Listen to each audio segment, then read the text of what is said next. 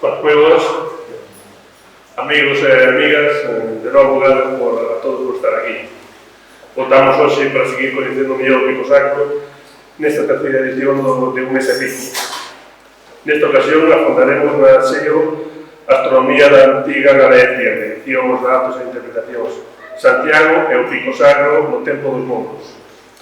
Axiña, Antón Bouza Sierra, licenciado en Biología e máster na Arquitectura da Paisaxe, docente e investigador, desvelará todas estas cuestións.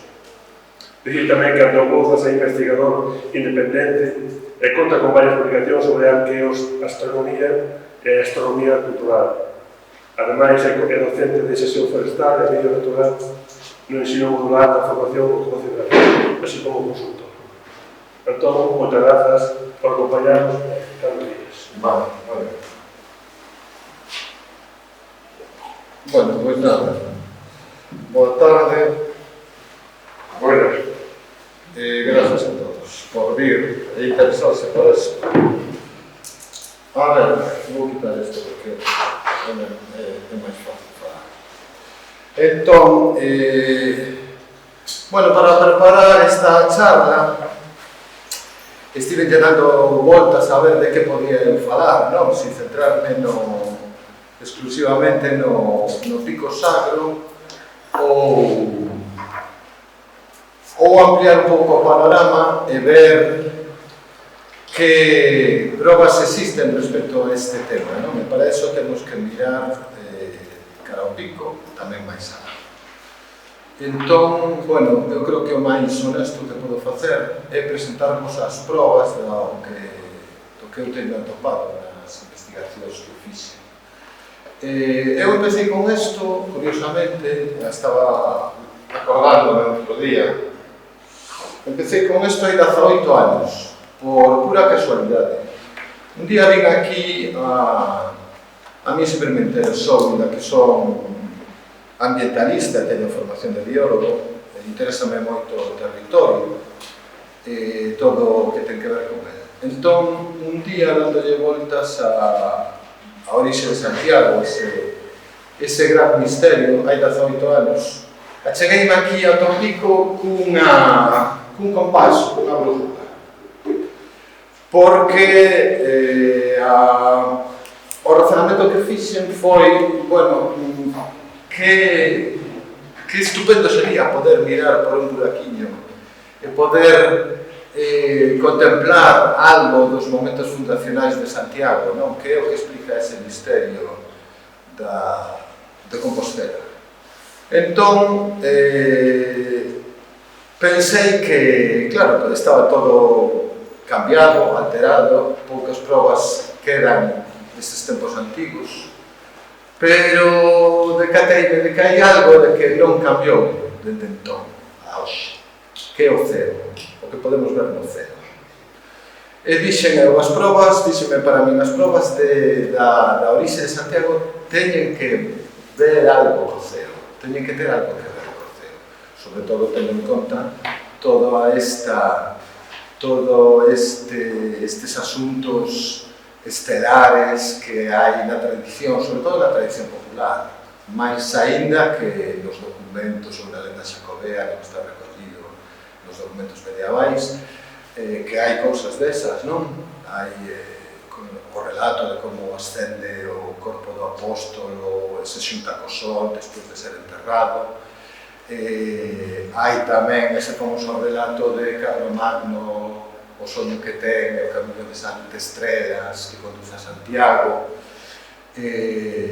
Hai esa etimoloxía, parece ser que errónea, non? De Campus Estelae e Campus de Estrelas, pero que sempre foi aceptada popularmente, curiosamente. E, bueno, entón eu pensei, pois non ceo ten que haber algunha clave respecto da orixe de Santiago. Achegueime un día, aquí, unha tarde, e collín un compás e comprobei o rumbo, o azimut que hai de aquí a Santiago.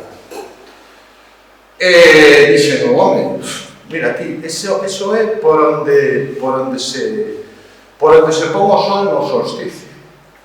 Foi o que pensei. E pensei, baixei convencido de que o rumbo establecido entre Santiago, concretamente a Catedral de Santiago, e o Pico Sacro era o solsticio. Non fixen máis nada, eu nunca me dediquei a isto, ni pretendí investigar, ni publicar, ni nada.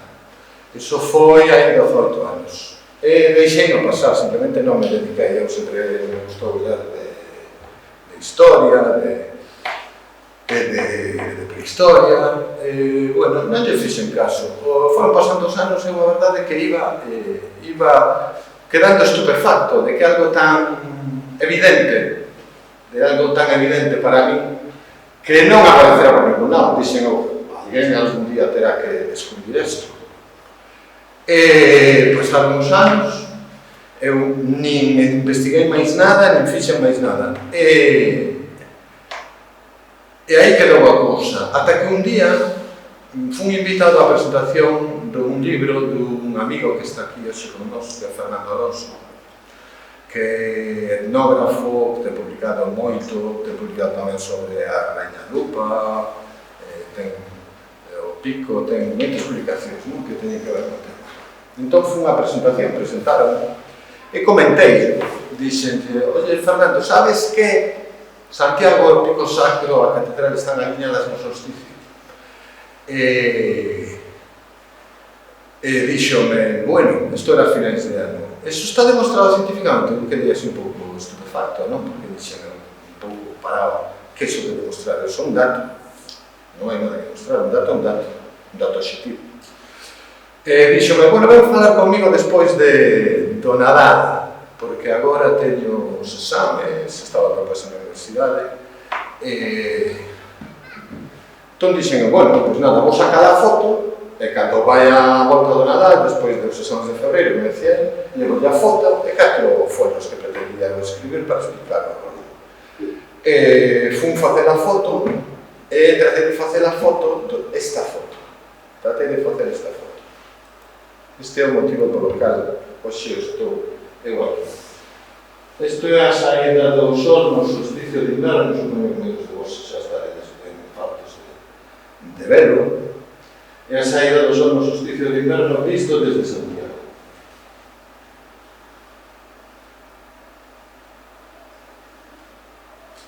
Sai o sol, funciona como unha especie funciona como un marcador do horizonte. No solsticio de inverno, cando o sol ven máis para aquí, a la dereita, e chega a tocar o pico. O resto do ano sempre sale máis arriba. Que pasa? Que para facer esta foto eu tive que ir a 3 ou 4 mañas de Nadal, porque cada vez iba correndome máis cara ao oeste, porque non era a catedral, eu non contaba ca declinación magnética. Había 4 ou 5 grados de diferencia de declinación magnética, entón ata que fun e cheguei un día e decateime de que para facer esta foto había que vir aquí, a este lugar. Iso é o Castillo de Conxo,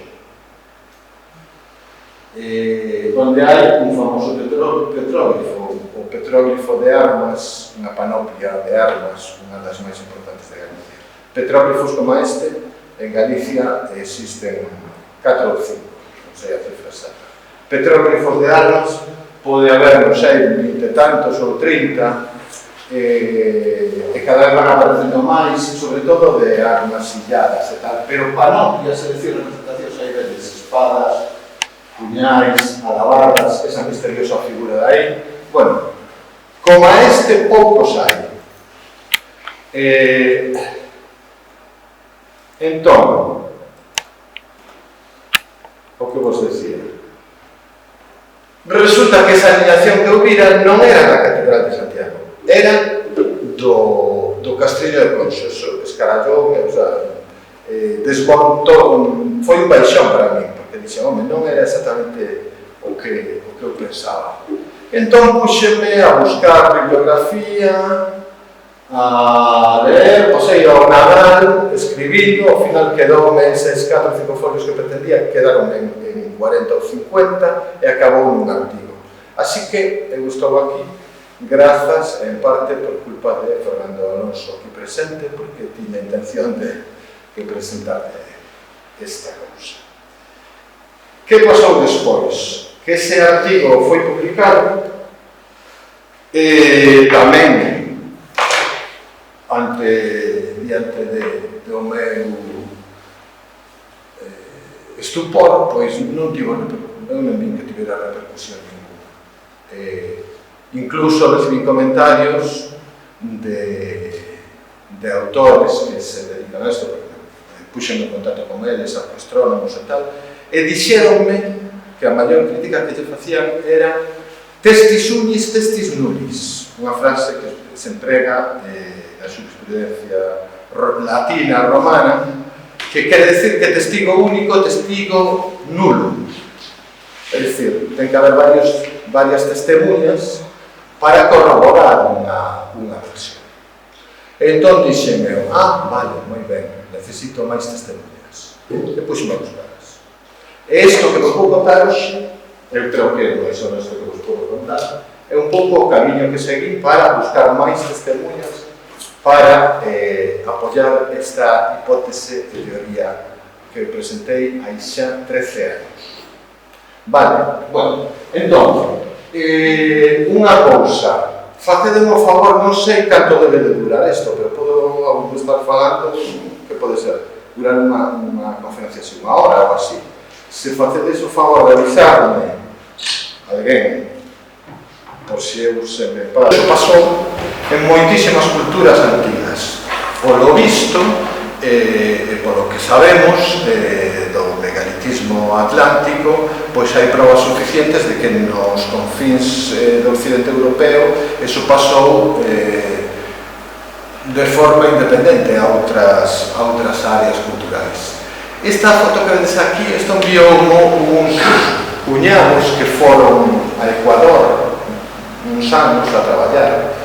Bueno, como sabían que eu andaba nestas cousas, enviaronme esta foto tan bonita, non? Mirad o que teñen aí, a Pucatequilla, que ven demandante seguir o mes, o a lúa. Usted está visitando la montaña mandante de la medición del tiempo, la que le sigue al mes y la luna. É dicir, os andinos tamén, por a súa conta, chegaron a estas cousas, non? En definitiva, do que estamos falando é simplemente de algo moi simple.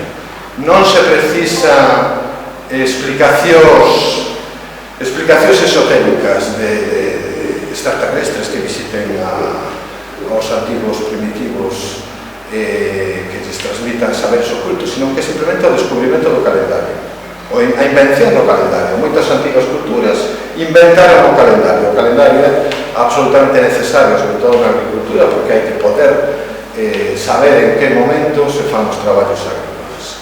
Podes ter as mellores condicións, as mellores terras, as mellores sementes, as mellores condicións meteorolóxicas, que como non fagas as cousas que hai que facer no seu tempo, pois non vai ser.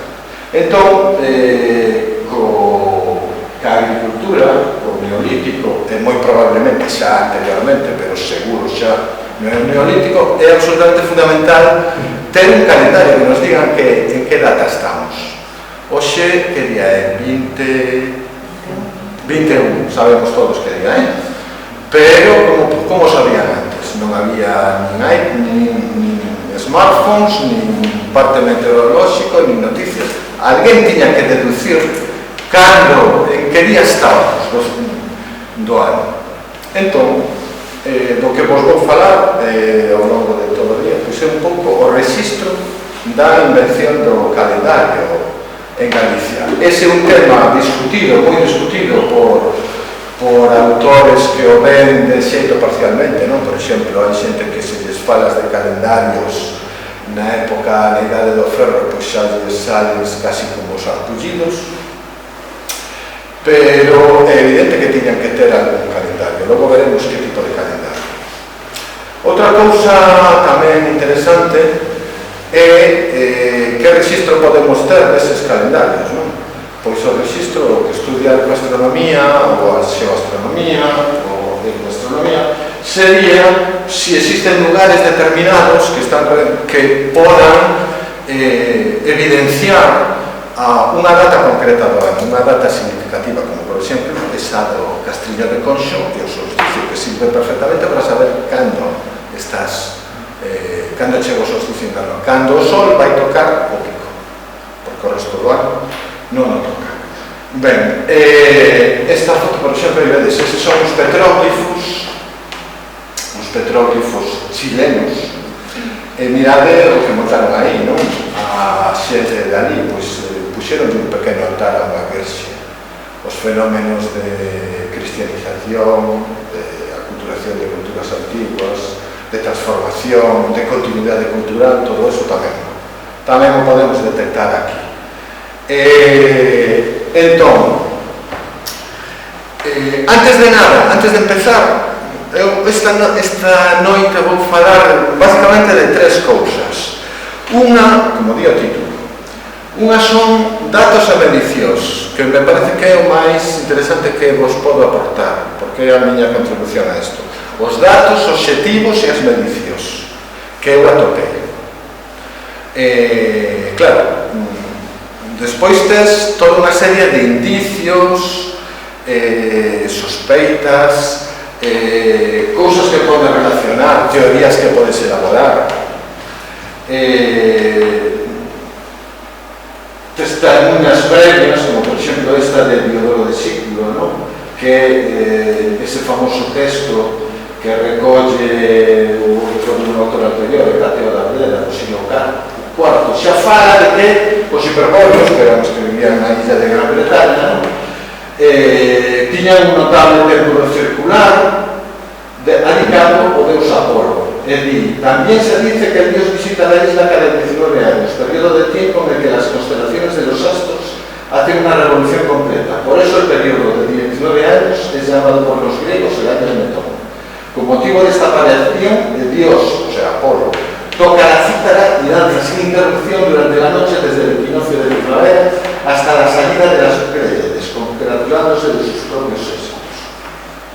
É dicir, aí temos como unha ráfaga, non? Unha pequena visión de que tipo de coñecementos astronómicos utilizaban ou manexaban os povos da Europa occidental. Ainda que está referido a Gran Bretaña, pois, bueno, resulta interesante, porque xa vimos que compartimos fenómenos similares no mecanicismo. É curioso que fale tamén aí, que fale de varias cousas, non? Fala de un templo aplicado ao Sol, fala do período de Metón, que é o ciclo metónico que é polo caso de nos eclipses, fala tamén do equinoccio da primavera, a saída das Pléyades, un asterismo moi importante que atendían moitas culturas. Existe unha longa tradición de referencias ás Pléyades, como ben recolleu Fernando.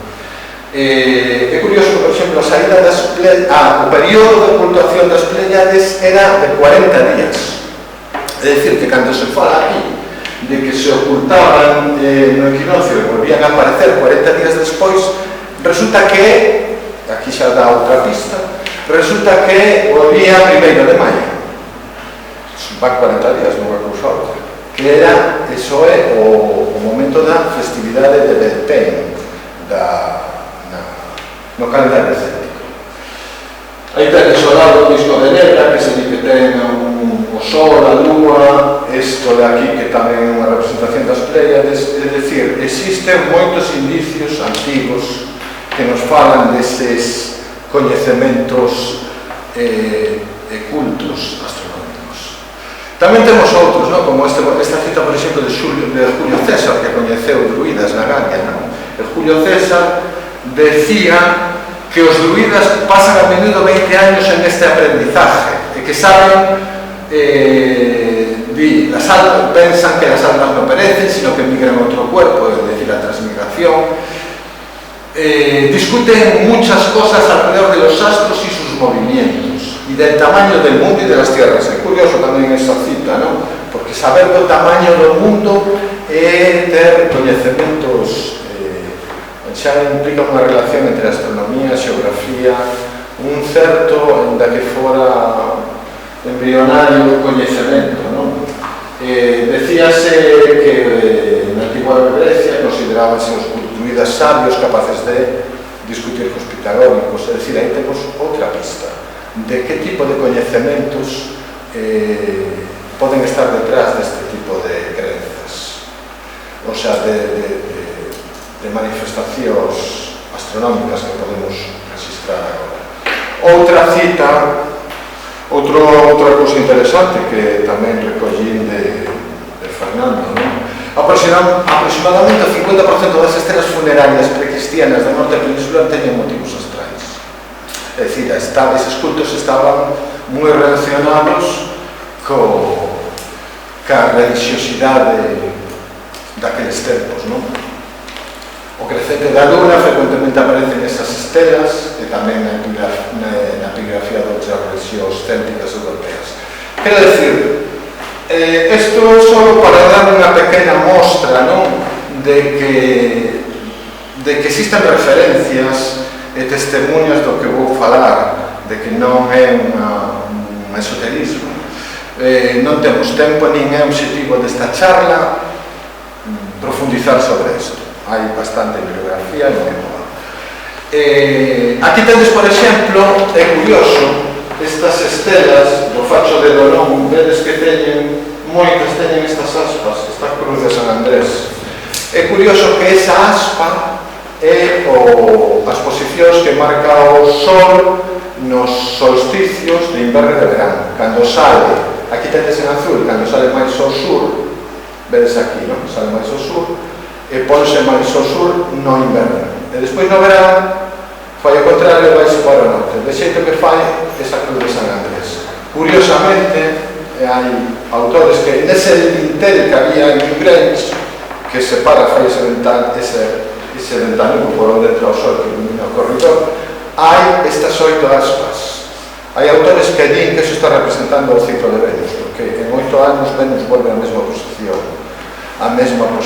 no cero. É unha hipótese, é imposible demostrar, pero bueno, é unha hipótese interesante. Pode ser que estas aspas das estelas de Dolón representen o ciclo anual, representen os movimentos do Sol. Pode ser, é outra hipótese, tampouco se pode demostrar. O que si sabemos algo, moi pouco, do calendario que se empregaba na Europa occidental, que era na cultura céltica. Por que achegarse a este calendario dende aquí de Galicia? Pois moi simple. Os galaicos falaban linguas célticas, a pesar de que se esa discusión de si eran máis ou menos celtas, na que eu non vou entrar, é evidente que falaban unha lingua céltica, entón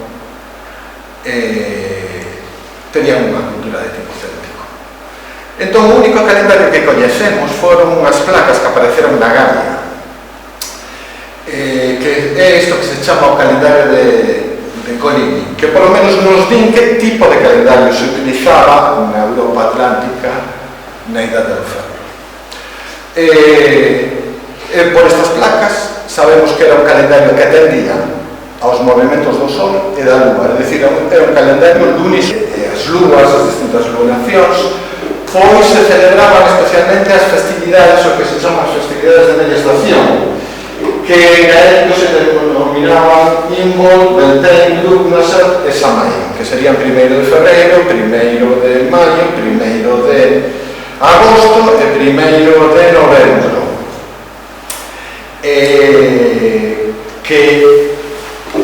E aquí temos outro dato que merece unha investigación, que se contas os días que hai, hoxe en día, contas os días que hai dende as datas dos solsticios e os equinocios ata esas festividades gaélicas, pois son aproximadamente 40, 42, 43, 44 días. Son alrededor de uns 40 días. Pero non se sabe exactamente, e de feito, entre os estudosos non hai consenso de cando se celebraban exactamente. Solo se sabe que caerían aproximadamente alrededor do que actualmente actualmente son os primeiros de febreiro, maio, agosto e novembro. Non se sabe máis nada. Eu, nos cursos que eu atopei, teño unha hipótese que creo que está bastante ben demostrada, que vos contarei posteriormente. Que máis cousas sabemos? Bueno, pois sabemos tamén que temos o exemplo das instruccións do Papa Gregorio Grande cando enviou aos seus monxes a cristianizar a Gran Bretaña, os sajons de Gran Bretaña, e decíalle aos monxes: non suprimais os festines que celebran os visitanos e os sacrificios que ofrecen a sus dioses, trasladadlos únicamente al día de dedicación de las iglesias o de las fiestas de los santos mártires, a fin de que, conservando algunas de las groserías de la idolatría, se inclinen más fácilmente a gustar de las alegrías espirituales de la fe cristiana. Es decir, estaba impulsando un sincretismo religioso clarísimamente. Esa foi a estrategia da Iglesia nestes tempos e posteriormente na época do Imperio Español en América. Iso tamén volveu a pasar. Se visitas as igrexas mexicanas dos indígenas mayas actualmente, pois verás sincretismos deste tipo. Tamén pedíalle o Papa Gregorio ao rei Etelberto de Kent que suprimiera os santuarios paganos, pero non lle decía que os destruíra, decíalle que instruyera a sus monjes para limpiar de ídolos paganos y reutilizarlos para el culto cristiano antes que destruirlos. Iso tamén pois dá unha pista do que puido haber pasado aquí na nosa terra, en Galicia. Tamén temos todas as condenacións dos diferentes concilios dende o século VI ata datas tan tardías como o século XI, condenando o culto aos astros, o seguir os movimentos do sol e da lúa para emprender viaxes, construir casas, casarse. Bueno, innumerables intentos por parte da Igrexa para erradicar eses cultos que tiñan algunha relación cos corpos celestes. Innumerables, non? Sabemos tamén pola famosa De Correttiere Rusticorum, non? De San Martiño de Luño, que é un manual para condenar as idolatrías e as desviacións e para reconducir aos pobres paisanos, paganos ou semipaganos, non? Pois dá moita información, non só sobre cultos astronómicos, sino sobre moitas outras cosas, cultos árbores, etc. Se vos digo que isto non pretendo facer aquí unha cousa demasiado exhaustiva sobre isto, pero a mí me parece moi interesante que diga San Martiño que recomende descansar el día del Señor de los trabajos serviles y aprovechar el domingo para viajar en peregrinación a los lugares santos próximos. Es decir, viaxes de un día e de a volta, porque é o domingo. É dicir, o lugar santo que estaba dicindo San Martiño que se visitase eran lugares da tua parroquia, lugares que podías ir e podías volver. É dicir, que tiña que haber moitos lugares como eses que unha xeración anterior, o Papa Gregorio recomendaba aos seus monxes que cristianizaran, pois deses tivo que haber aquí moitísimos. Aquí o está dicindo San Martín con bastante claridade. Bueno, con todos estes indicios ideas suxestivas que quería utilizar simplemente como preámbulo do que vou falar, pois podemos empezar o tema que nos ocupa. Conocer que ven do océano unha navegación maravillosa que tamén estudou o meu querido Fernando, e o traslado despois nos bois ou nos touros bravos, amansados pola raíña Nupa, non? Entón, iso ten algo que ver con isto. Esa foi unha das preguntas que eu me fixen. Todos eses detalles pagans recollidos na lenda xacobea que non deixan de ser as tradicións, creencias, se se quere chamar o folclore dos paisanos da zona na Idade Media, que foi recollido pola Iglesia, que foi empregado para justificar o descubrimento da tumba do apóstolo, recoller todas esas tradicións autóctonas, cristianizadas, e justificar así a existencia do relato do apóstolo. Bueno, pois resulta, dende a hipótese e a teoría que eu plantexo, que propoño, que todo eso algo ten que ver cos cultos astronómicos. Agora vou explicarnos por qué. Empezar a explicar por qué. Bueno, aí tendes esta foto feita polos compañeros do colectivo Arrula, do petróglifo de Conxo. Este é o lugar desde onde se ve esa saída do sol. Pero, que ocurre? Que esa intuición que eu tiña de pensar, cando vin aquí ca o compás, de pensar que era a catedral que estaba aliñada co Pico Sacro, resulta que despois, xa no primeiro artigo que publiquei, apareceu e resultou que sí, que efectivamente a catedral tamén está aliñada co Pico Sacro. Por qué? Porque está aliñada pero non co sol, senón ca luna. Eses grados que hai, non sei se vedes o meu cursor, este é o Castillo de Conxo, este é o rumbo do solsticio de inverno. Bueno, os grados necesarios para desplazarte ata onde está o solar da catedral son exactamente os necesarios para ver no alto do pico a lúa como o sol. Me explico. A lúa, ao igual que o sol, ten máximos e mínimos no seu ciclo, que son os chamados lunasticios, que despois vos explicarei con un pouco de... intentarei explicar para que todo o mundo entenda.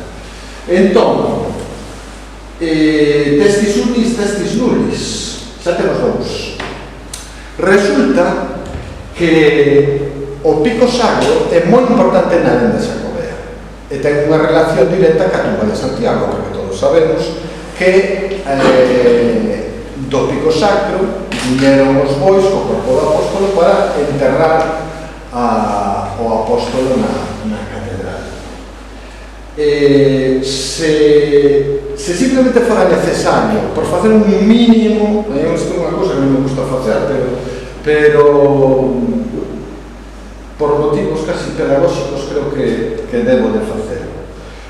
Que posibilidades existen de que o Pico Sacro se sitúe exactamente no rumbo do solsticio respecto da catedral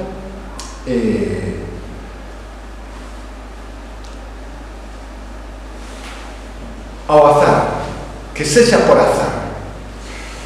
Bueno, pois as posibilidades son moi sencillas. O disco solar ocupa medio grado, podía situarse o Pico Sacro de Santiago alrededor do pico nun círculo de 360, pero non se pon en calquera sitio deses 360 grados, senón que se pon exactamente o enterramento de Santiago no sitio onde se dan eses dous rumbos. Sabedes, cando tiras un dado, que posibilidades existen un dado de 6 caras que tires que te salga un número? Pois é 1 dividido entre 6. Que posibilidades existe de que tires 2 dados e te salgan 2 veces o mesmo número? É 1 dividido entre 6 por 1 dividido entre 6, é dicir, é 1/36. Pois isto, aquí o cálculo simple sería moi sinxelo. Sería un grado para ter un grado de marxe, pois vamos a ver, vou explicar aquí. Si estas son as posicións importantes do calendario céltico, que son, aí vedes, en vermelho, vedes aquí o que está á esquerda son as saídas do sol, as frechas indican que saen os hortos, aquí están. Entón temos o solsticio de inverno vermello, o solsticio de verano vermello, o solsticio de inverno. E no medio temos os equinoccios, de acordo? O sol, ao longo do ano, sube ata aquí arriba e volve a baixar. Estes son os seus máximos e os seus mínimos. E despois temos as festividades de media estación. Temos Imbolc, Samaín, Beltane, Lugnasa e temos os lunasticios. Vale? Entón, se eu atopo calquera destes rumbos alineado co Pico Sacro de Santiago, eu como arcoastrónomo ou xeoastrónomo direi, bueno, pues, resulta que existe unha alineación, pero que posibilidades existen de que eso que eu digo sexa para azar? Bueno, aquí vedes que hai, na esquerda, hai 10 saídas hortos, e na dereita hai 20, é dicir, hai 20 para cada un dos grados de 360 grados que ten a circunferencia. Se me aparece unha desas en 360, a posibilidade que é 20 dividido entre 360. Esa é a posibilidade como o do dado, non? 20 dividido entre 360 é un 5,5%. A posibilidade de que o Pico Sacro se alinee co Castriño de Conxo no solsticio de inverno é un 5,5%. De que eso sexa por azar. Unha posibilidade baixa, pero relativamente alta. Pero a posibilidade de que o faga tamén a Lúa ca Catedral de Santiago se habería que multiplicar un por outro. Entón sería menos dun 0,3%. Eso supoñendo que isto o facemos nun plano, que estes rumbos son sempre a 0 grados, exactamente cando nace o sol, pero resulta que os montes suben e hai montes nos que se nace o sol a 10 grados, a 20 grados. Aí habería que empezar a superpoñer círculos. As posibilidades empezan a reducirse. As posibilidades son ínfimas. Todo isto o vamos ver agora. Entón, a posibilidade de que Santiago entendido como o antigo bosque do Libredomo, que estaba definido entre as augas sacras de Sar e Sarela. Xa di o refrán compostelán, entre Sar e Sarela topase Compostela. O Castriño de Conxo está xusto sobre a confluencia dos dous ríos e a actual Catedral de Santiago está retirada 12 grados máis ao norte. En ese intervalo sería o que os antigos chamaron o Libredomo. Bueno, pois a posibilidade de que eses dous rumbos se establezcan un Pico Sacro para o Sol e a Lua é bastante reducida. E ainda así, isto pode seguir dicindo, bueno, isto tamén pode ser fruto do azar. Fixadevos aquí, no que está ao lado, un mapa da cunca de visibilidade do Pico Sacro. Eso que se ve iluminado sobre o relevo é todos aqueles puntos dende onde se pode ver o Pico Sacro dende calquera punto de Galicia. Son eses que están aí iluminados. Vale? O mapa non ten definición suficiente, pero, por exemplo, aquí esta imaxe que vos estou poñendo, pero aquí, por exemplo, aquí ainda se ven algúns puntos que é o Monte Pinto. Dende acima do Monte Pinto vense vese o Pico Sacro. Todos estes outros de aquí tamén se ven todo isto, é dicir, forma como un gran círculo no centro occidental de Galicia. E ten esta fenda que ven para aquí ao suroeste, que é, curiosamente, o percorrido que di a tradición da barca apostólica. Todo pola ría de Arosa, arriba, e o río Ulla. Este mapa foi publicado no primeiro artigo meu, en 13 anos. Todo por aí arriba pódese ver o Pico Sacro. Agora veredes outros rumbos respecto do Pico Sacro que están dentro desta área. Vale? Ben, entón, Que formas había de poder probar que isto non era fruto do azar? Bueno, pois, por exemplo, xa que o Castiño de Conxo ten esas panoplias, decidín estudiar todas as panoplias de armas de Galicia e ver se tiñan alineacións similares. Esta outra é o que se coñece en na biografía como Pedra Ancha, Pedra Longa realmente para os veciños dali. En Pedra Ancha pasa isto, tamén no solsticio de inverno. Sale o sol exactamente no monte que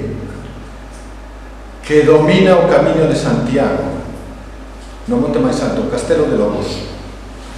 Pedra Longa, curiosamente, é o primeiro lugar onde se ve o mar cando camiñas de Santiago a Fisterra. Faz o actual camiño de Fisterra, vas camiñando o primeiro sitio onde ves o mar é este petróleo. Non exactamente este, sino este, pero desde este non se ve Fisterra. Tens que avanzar 50 ou 100 metros máis adiante e aparece outro petroglifo que este, que tamén descubriu Fernando Alonso. Pedrolonga 1 é este, Pedrolonga 2 é este. Dende este da esquerda é dende Pedrolonga 2. Arriba a número 1, abaixo a número 2.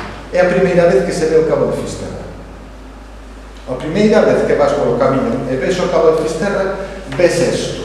Existe algunha aliñación, vemos que en Pedrolonga 1 hai unha aliñación ca saída do sol no solsticio de inverno.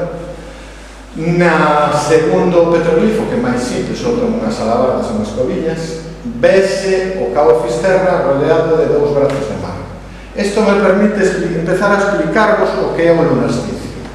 Aquí vedes nesta foto que saquei no solsticio, vedes o sol na posición que toma actualmente cando se pon. Eu pensei que chegaría a tocar o cabo, pero cando fun ali comprobei que non, o sol ponse no mar. Isto que está debuxado aquí en amarelo forte é a posición que tiña o sol hai 4.500 anos.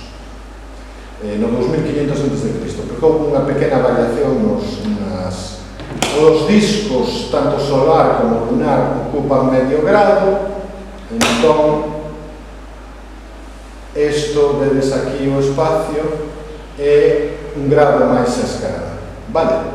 Bueno, pois o sol sempre se pon aí todos os anos. Isto nos permite empezar a entender o que é o lunasticio. Que é o lunasticio? Pois os máximos e os mínimos que acada o sol, ou a lúa, perdón. Entón, se vos fixades aquí, hai unha cousa que se chama lunasticio maior, que cando a lúa supera a posición do sol cara á esquerda, cara ao sur. É dicir, a lúa non se pon exactamente onde o sol, ponse no ano, por exemplo, 2499, poñíase aquí. 9 anos despois oscila e vaise para outro lado. Cada ano vaise correndo. Un ano está aquí, outro aquí, outro aquí, outro aquí, outro aquí, e chega a outro mínimo, pero polo outro lado. Eso é o que se chama o lunasticio maior. E 9 anos despois volve ao mesmo sitio, definindo o que se chama o ciclo de lunasticios, que é un ciclo de 19 anos e medio, que é prácticamente, non exactamente igual, pero é prácticamente idéntico ao ciclo de Metón ese que falaba Hecateo de Artera, que vimos antes. Entón, para explicarvos o lunasticio é unha cuestión un pouco técnica, pero realmente non ten moita importancia. Necesito que tratar de explicarvos este concepto. Os lunasticios prodúcense porque o plano de órbita da Lúa, este B que vedes aquí, non é ten un ángulo co plano da órbita da Terra. Entón, a Lúa, se o plano da órbita da Terra é este, a Lúa vai facendo, nese ciclo de 18 anos, vai facendo como unha especie de bamboleo. Ese bamboleo, a posición aparente que toma visto desde a Terra, produce isto, que tives a Lúa un ano aquí, despois vais correndo durante 9 anos para aquí, de dereita a esquerda, e os outros 9 volve. Eso permíteche saber en que, cando ti veches a Lúa poñerse nun lugar determinado, permíteche coñecer en que momento do ciclo do lunasticio estás. Non sei se isto se entende. É un concepto moi simple e moi intuitivo. Hai que pensar que os que monitorizaban a Lúa na prehistoria non tiñan nin idea deso, dos planos e da inclinación. Eles o único que sabían era que a Lúa superaba as posicións do Sol cara a un lado e cara a outro nese ciclo de 19 anos. Eso é o único que nos ten que importar de aquí en adiante. Que os lunasticios significan eso, extremos que acada a Lúa respecto do Sol. Vale? Entón, aquí arriba tendes un debuxo. Se estás mirando, por exemplo, a posición do Sol sería nunha saída, por exemplo, este menir en negro. Bueno, pois no lunasticio maior, que é o que está en vermello, vais á dereita, no lunasticio menor, que é o que está en verde, vais á esquerda. Esa é a explicación de 18 anos. Se entende? Non é máis que eso. Vale. Entón, eso nos leva, e con isto rematamos xa cas consideracións teóricas estas. Eso nos leva a que un calendario de tipo céltico tería que atender as posicións do Sol, que son solsticios e equinoccios, as posicións da Lúa, lunasticio maior e lunasticio menor, e as festas de media estación, Imbolc, Beltén, Lugnasa e Samaín. Ben, a pregunta é: existen probas de isto en Galicia? Ben, o seguinte que se intentou foi comprobar se o resto dos petróglifos de armas de Galicia aparecían cousas similares ás que aparecían en Pedra Longa e no Castrina de Conxo. O que apareceu foi o seguinte: por exemplo, outro petróglifo de armas, xa vos digo, de panoplias de armas que existen 4 ou 5. Outra é Coto das Laxas, que está ao pé do Monte Faro, da ermida do Monte Faro, unha ermida que ten unha famosa romaría que xa foi cantada nas cantigas medievais do século XIII. E este petróglifo que ten estas representacións de alabardas, ten puñais, espadas, incluso ten unha figura daquelas raras. Bueno, pois este petróglifo alíñase perfectamente tamén no orto do solsticio do verano, neste caso. Isto é un dato positivo, non é unha invención miña. É dicir, o que dixen antes, unha cousa son indicios, outra cousa son datos objetivos e outra cousa son interpretacións. Agora vou vos falar simplemente de aquí en adiante de datos objetivos que topei. Bueno, pois este xa vedes. Outro, os moguelos. Este petróglifo, que tamén ten esta extraña representación que aparecía no Castrina de Conxo, que hai xente que di que son escudos, por iso lle chaman escudiformes, hai que di que son ídolos ioniformes, hai que ve incluso aquí carros, representacións de carros, o que sexa. Eu non entro neso. Eu teño, obviamente, a miña opinión, pero a miña opinión non importa. O que importa é onde está situada esta pedra, que está situada ao pé do Facho de Donón, que é o santuario galaico máis importante coñecido actualmente, que ten a maior colección de aras que existe. Bueno, pois resulta que esta pedra estaría, a vedes aquí este eucaliptal que hai aquí abaixo. Bueno, pois abaixo de todo está esta pedra hoxe en día tragada pelos eucaliptos, e o azimut que se establece entre a posición desa pedra e a cima do santuario do Facho de Donón é exactamente a 7 grados de elevación 288,7 graus, que se corresponde ou ao lunasticio menor ou a lugnasa. Aquí vedes neste esquema que vos puxen antes que lunasticio menor e lugnasa son prácticamente a mesma posición. Isto é importante tamén, vale? Entón, aí tendes outro exemplo de aparición, de marcar un fito. Estos se chaman marcadores do horizonte. Dentro dun lugar determinado, no horizonte existe un fito xeográfico, algo moi destacable que me está marcando un evento do calendario, un evento astronómico, unha data relevante do calendario. Bueno, non vos vou machacar con isto todo, porque estes son os resultados de comprobar a posición de 20 petróglifos de Armas de Galicia.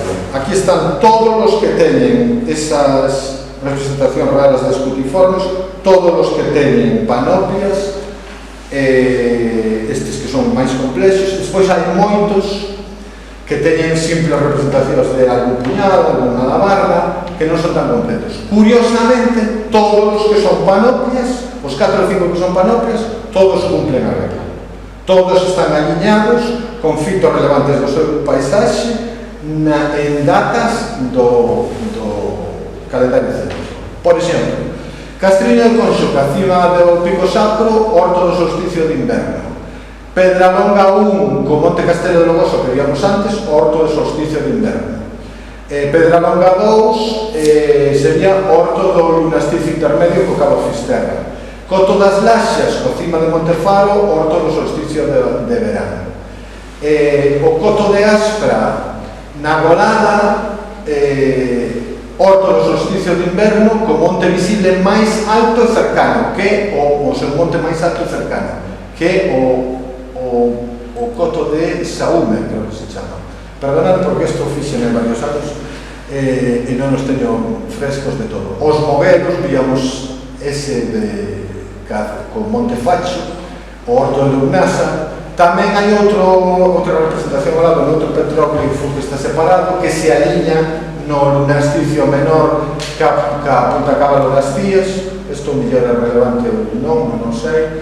E despois hai algúns que se desvían un pouco, que son os que non teñen a panoplia completa. Por exemplo, a Foxa Bella, que é un petróglifo que hai arbas representadas, pero tamén hai outros motivos. Pois este aliñase co orto do solsticio do inverno e o Monte Xiabre, pero sobrepasando un par de grados á dereita, é dicir, non é unha aliñación tan perfecta. Que pode significar eso? Que o millor non é representativo, non o sei. Habería que estudiarlo ben. Que todos os que están con panoplias, como Castriño de Conxo, teñen unha alineación perfecta. Existen casos curiosísimos. Por exemplo, hai unha representación de 5 alabardas no Monte Santoviño, en Portugal, que se alinea coa capela de Santoviño, que está nun outeiro que está ao lado, unha capela, o seu outeiro cristianizado, exactamente tamén no Lugnasa, exactamente o mesmo día que víamos antes dos moguelos. E polo outro lado, alíñase como Taloia no lunasticio menor, norte, que tamén ten outra capela que cristianiza a cima do Adoiro. É dicir, que bueno, aquí, isto se nos dá unha pista e unha verisimilitude deste asunto. Isto respecto dos petróglifos de armas, pero tamén se poden mirar outros petróglifos. Este, por exemplo, é o que se chama o trono da raíña, que está aquí nas terras do río Ulla. O trono da raíña é esa pedra que se ve aí. Mirad o que pasa cando sae o sol no solsticio de inverno, visto desde outro petróglifo que ten ao lado. Resulta que aparece tamén unha alineación. Sale o sol e ilumina eses círculos concéntricos que ademais están según esos dous círculos indican cara a ese cara a trono da illa. Outro, por exemplo, en Berdoiras, o Pedrouzo, 2 altares rupestres moi completos, moi ricos en iconografía.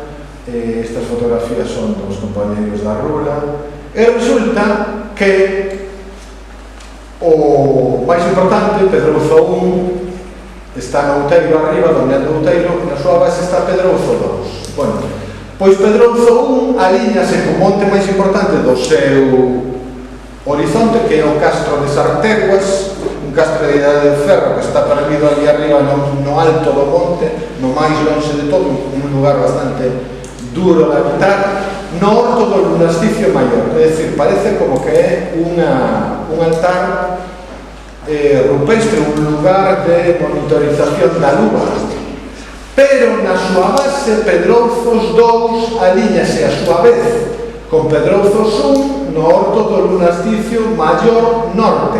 O anterior era cara ao sur, este é cara ao norte. Casualidade? Curioso. As dúas cousas que teñen rexistro arqueolóxico están marcando cos seus puntos máis relevantes do seu horizonte os lunasticios. Pero é que se miras igrexas que están alrededor, resulta que co Castro de Sarteguas alíñase tamén Santa María de Muxía exactamente no solsticio de inverno e alíñase tamén Santa María de Fisterra no lunasticio maior. Casualidade de novo. Testus unis, testus nulis. Xa vedes que se van acumulando probas. Outro caso interesante, moi interesante, o petróglifo de Bouzabadín. O petróglifo de Bouzabadín está nesa fenda que víamos antes na cunca de visibilidade do Pico Sagro, ao sur do río Ulla, e ali no horizonte do petróglifo de Bouzabadín, no fondo de todo, aí nunha ventá que se abre entre as montañas, asoma, pero moi débilmente o Pico Sagro. Moi débilmente, moi pouquinho. Vese o lonxe, recoñécese moi ben a simple vista, pero ali está. Bueno, pois ali nace o sol exactamente o día de lunas. Exactamente o día de lunas. 40 días xusto despois do solsticio de verano. Casualidade. Van acumulándose datos concordantes. Eso respecto de...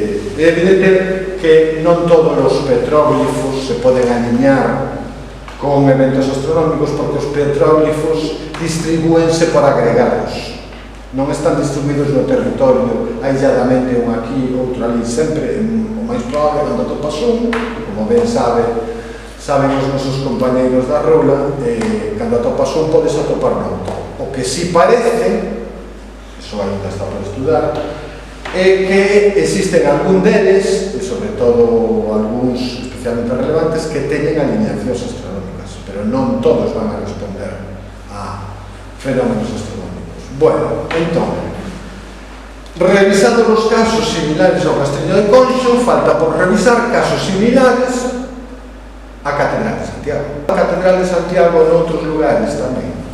Hai templos cristiáns que teñen lendas do tempo dos mouros, de fundacións en épocas pagás, que teñan aliñacións con elementos destacables do seu horizonte que podan funcionar como marcadores astronómicos. Bueno, tamén eso se investigou. Aquí tendes, esta foto está sacada no Santiaguiño do Monte Padrón, un dos santuarios importantes da tradición xacobea. Os tres máis importantes son o Santiaguiño do Monte, Santiago e a Virxe da Barca, Muxía. Un deles, o Santiaguiño do Monte. Esta foto foi sacada o solsticio de verano. Ese sol que se vai correndo cara á dereita, cando eu saquei as fotos, saquei a saída do sol, de repente decateime que podía facer un contraluz ca figura do santo. Entón, xa cando o sol saía, fixenlle esta foto, pero pola trayectoria desde que o sol ven do cumio do monte. Entón, un dos traballos que publiquei era a revisión de 24 emplazamentos históricos. Neles escollimos 3 xacobeos, Compostela, Santiaguiño do Monte, a Virxe da Barca, outros santuarios nos que o Pico Sacro víase moi ben no seu horizonte, o Corpiño de Lalín e Santa María de Castrovite. Todos aqueles que atopei que tiñan lendas de traslacións de carros de bois e barcas de pedra. E tamén incluín outros que tiñan evidente relación co ciclo solar, como por exemplo o Sabucedo ca Rapa das Vestas, que se celebra o primeiro domingo despois do solsticio de verano. Outros que teñen folclores que falan de vigas, pistolas de ouro ou cosas que vos vou ir contando sobre isto. Eu hoxe aquí só vos podo presentar os resultados destes 24, pero teño estudiados, ainda sin publicar, polo menos casi que o triple máis. En todos ocorre o mesmo. O único que vos vou poñer este de sempre. Entón, por exemplo, aquí vedes a Catedral de Santiago co Pico Sagro e o Horto do Lunasticio Maior. A Catedral de Santiago, ca Pena da Bella, hai unha pena, un monte que se chama, que domina o fondo da ría de Noia, que lle chaman a Pena da Bella. Curioso nome. Bueno, pois esa liña exactamente o equinoccio. Esa pena, ese equinoccio, se sigues esa liña equinocial, o seguinte que vas dar é o Monte Pindo.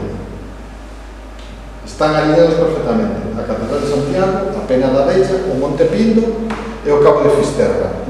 Fernando Alonso tamén ten unha publicación que xa falaba da alineación da capela de... como se chamaba? Bueno... que estaba respecto do equinoccio. Aquí está ali arriba. Sí. Que vías que estaba contra... No, esta, bueno, non me sale agora. É igual, non... Guillermo, San Guillermo. Sí, San Guillermo. Está marcando perfectamente. Veredes... Isto pode parecer que é casualidade, que non é importante, porque Pena da Bella non destaca moito, pero veredes despois que volve a aparecer noutro caso. Santiaguiño do Monte co Monte Meda no solsticio de verano, tamén co Monte Meda no Lunasticio Maior Norte pola forma que ten. No solsticio sale o sol a un lado e a lúa no outro. Precisamente no Santiaguiño a lenda conta que se atoparon o apóstolo e a raíña Lupa.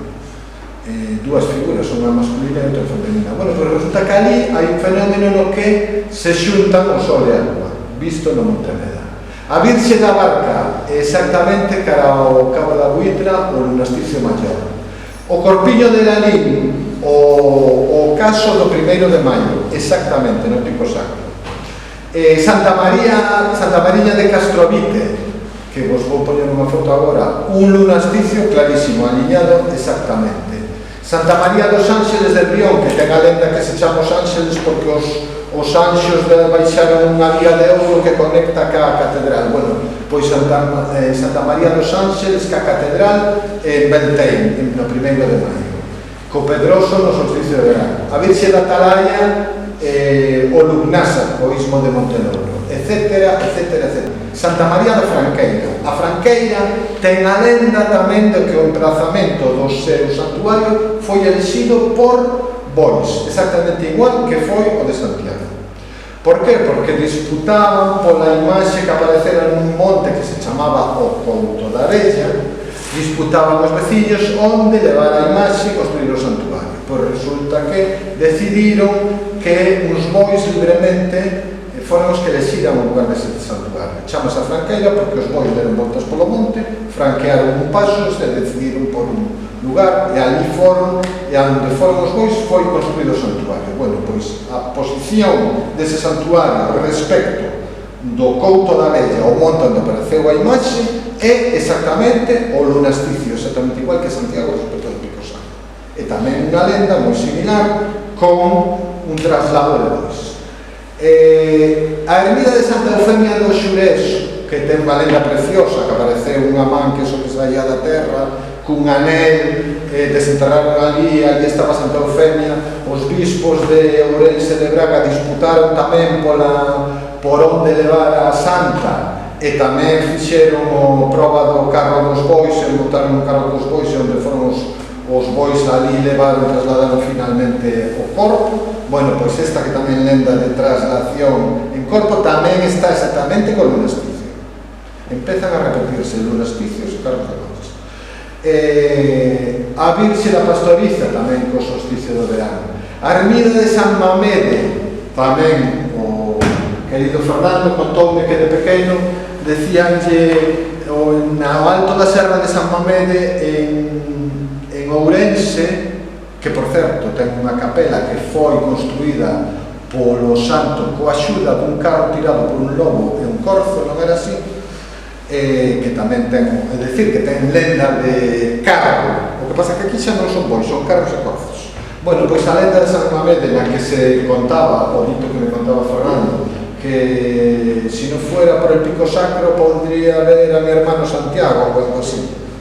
San Mamede podría ver a Santiago se non fora por el Pico Sacro. Iso é a tradición popular. Bueno, pois resulta que miras o dato xeográfico da posición e esa posición, aínda que está a 100 km, o cual a visibilidade é bastante cuestionable, debería de ser un día moi especial, sobre todo desde aquí no Pico Sacro. Podría verse un día de inverno moi limpo, cando a serra estivera nevada e nacendo. O mellor podría se ver aí algo. O mellor ven de aí, porque verlo ao revés é bastante difícil. Pero, sin embargo, alguén o sabía, porque fixo esa afirmación popular. Esa afirmación é objetiva. E é un rumbo exacto. E ese rumbo coincide tamén cun lunasticio. Pode ser. Pero son moitas casualidades que se van acumulando. Por exemplo, a iglesia de San Lourenzo de Sabucedo celébrase, sabemos todos que a Rapa das Vestas celébrase xusto despois do solsticio de verán de San Xoán, o primeiro domingo despois de San Xoán. Bueno, pois a iglesia de Sabucedo ten un monte ao lado, que é o monte do lugar que máis domina, non é o máis alto, pero sí por estar máis achegado, aparentemente é o máis alto. Bueno, pois ali nace o sol o día do solsticio de verán, marcando o inicio da festa. Así, simplemente. Eso é outro dato objetivo, con Monte Curto. A ermida da Nosa Señora dos Dolores. Esta é preciosa, porque a Señora dos Dolores, que está aí en Lalín perdida, alíñase co Monte Carrío e Monte de San Sebastián, que son os montes máis altos da comarca, no Horto e no Caso do Samaín. É dicir, ese día nace Samaín, que se celebran os mortos, e a igrexa dos Dolores. Bueno, pois ese día o sol nace nun monte máis alto e vai a outro máis alto. Casualidade, pode ser. Bueno, moitas. Santa Mariña de Aguas Altas. En fin, que se pode resumir? Que un patrón destacable de todo isto é que naqueles lugares que o emprazamento foi escollido por carros tirados por bois, que foron liberados, cegados ou milagrosamente avanzados, todos os santuarios analizados, todos coincidiron con monasterios. Como ocurre no caso de Santiago, na Franqueira, en Santa Eufemia dos Xurés, na Virxe no Camiño de Rebordans, que está en Tui, e tamén a de Requeixo, que é verdade, xa ten o caso de Requeixo que é moi interesante. Onde está?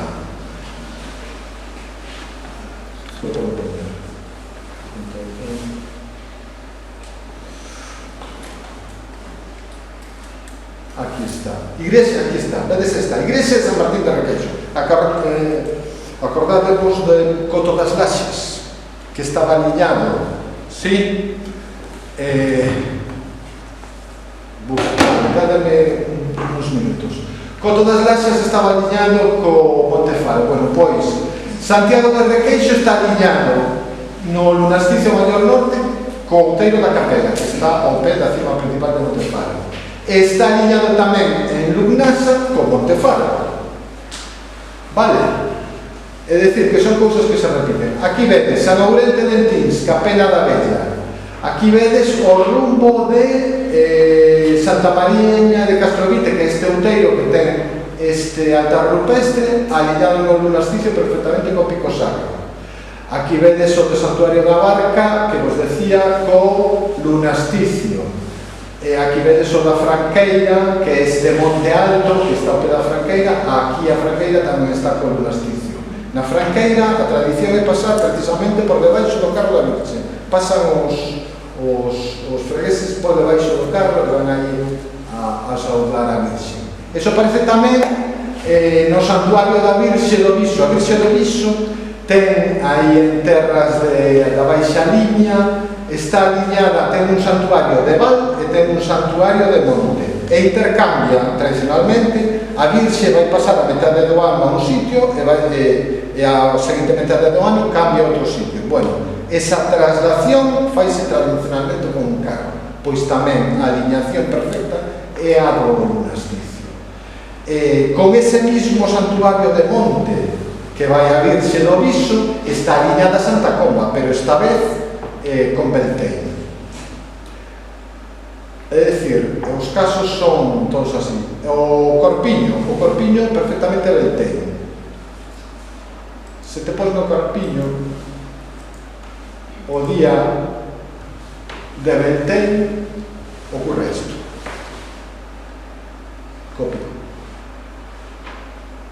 40 días exactamente despois do equinoccio de primavera, o 1º de maio. É a primeira vez que o Sol supera no seu camiño cara ao norte, supera o Pico Sacro. Funciona como un marcador astronómico perfecto.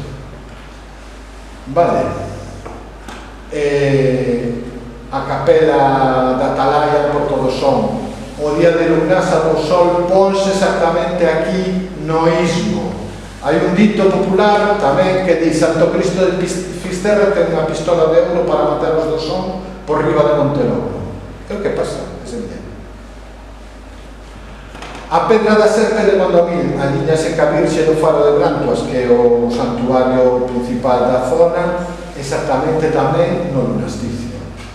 É dicir, que o que ocurre entre Santiago e Pico Sacro non é algo excepcional, ocurre noutros lugares da xeografía galega e existen cousas similares. Por exemplo, un traballo que fixemos, e con isto remato, que fixemos recentemente en Viveiro, analizamos a posición das 15 iglesias parroquiais de Viveiro. Desas 15 iglesias parroquiais, 12 resultaron ter aliñamentos importantes e redundantes que se volven ao mesmo sitio. Por exemplo, a igrexa de Santa María do Campo de Viveiro, igrexa románica, a máis importante do centro de Viveiro. Cal é a festa máis importante de Viveiro? O San Roque. Que se fai no San Roque? Sube todo o pobo ao alto de San Roque, onde está a ermida de San Roque. Cando é esa festa? O 1º de agosto. Bueno, pois o aliñamento entre este templo do século XII que está no casco histórico de Viveiro e o cumio de San Roque, onde está a capela de San Roque, é exactamente o día do lugnasa. Pero é que dende outra iglesia parroquial a ese mesmo lugar, a ermida acima do monte da ermida de San Roque, se aliña no solsticio de verán a iglesia de San Cibrán de Viveiro. Con necrópolis megalíticas, con montes que teñen necrópolis megalíticas, por exemplo, hai 3 iglesias que se aliñan no lunasticio, no solsticio de inverno e de verán, que son a iglesia de San Xoán de Covas, o convento de Valdeflores, perdón, non unha iglesia, sino un castro, o castro de Landrove. Pero, por non mirar todo, só vos vou poñer o caso da cima de San Martiño Castelo. San Martiño Castelo é a elevación máis importante de Viveiro, domina toda a ría. Este monte que hai aquí. Arriba ten unha capela, vale? Con esa capela aparecen múltiples, esa capela ademais ten unhas pedras que teñen estes chanzos que debería ser un santuario campestre anterior á capela, isto é claramente unha cristianización. E bueno, hai igrexas que miran o pico ese, que é este que vemos aquí, non? Bueno, pois mirade o que hai. A igrexa de Santo André de Boimente aliñase perfectamente co lugnasa con cacima de San Martiño Capela. O castro aquel que antes se aliñaba no solsticio de verán con outro fito cunha necrópolis megalítica, agora aliñase no Samaín, exactamente. A ermida da Redoada, que é o lugar da base da... Aquí tendes, isto é...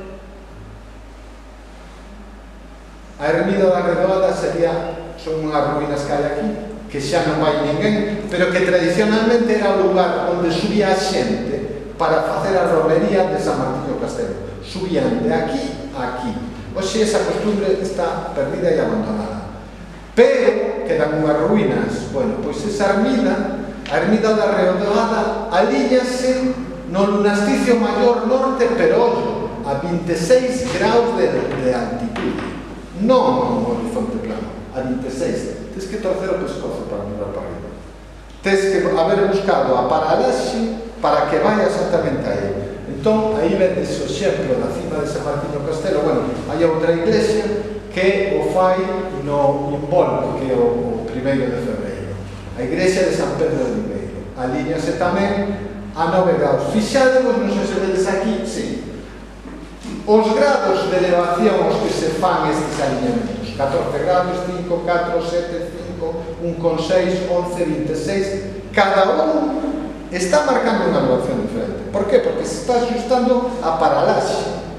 Os que foron aí primeiro a contemplar este evento astronómico ritualizaron esa contemplación e sacralizaron o lugar que despois foi cristianizado.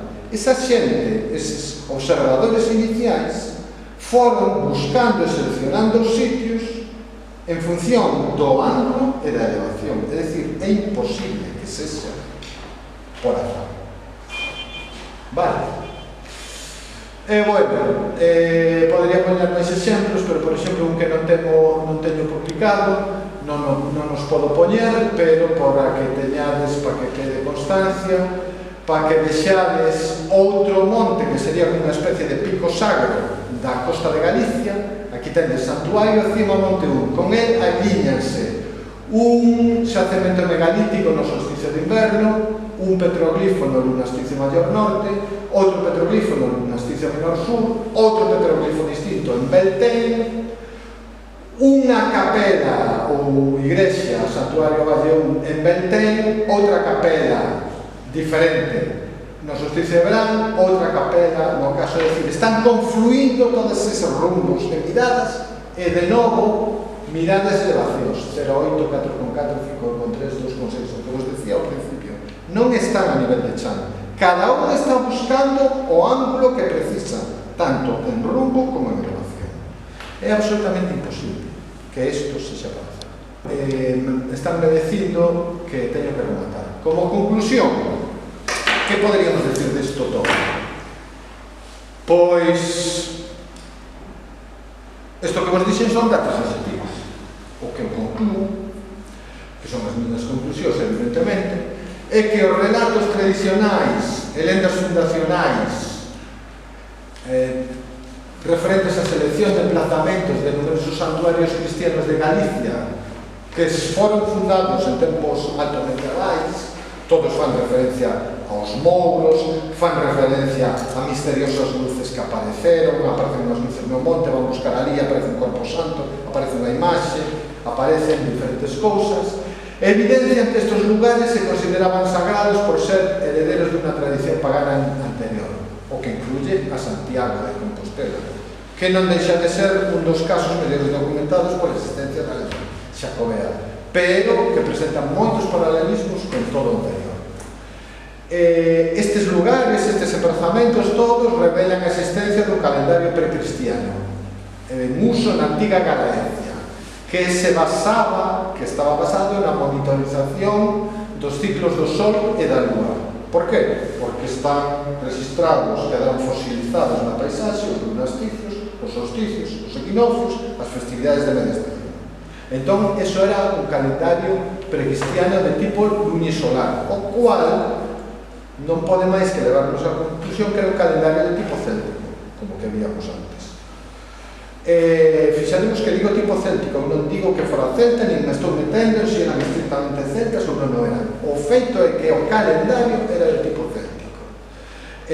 Atendían a monasticios, solsticios, equinoccios e as festividades de media estación.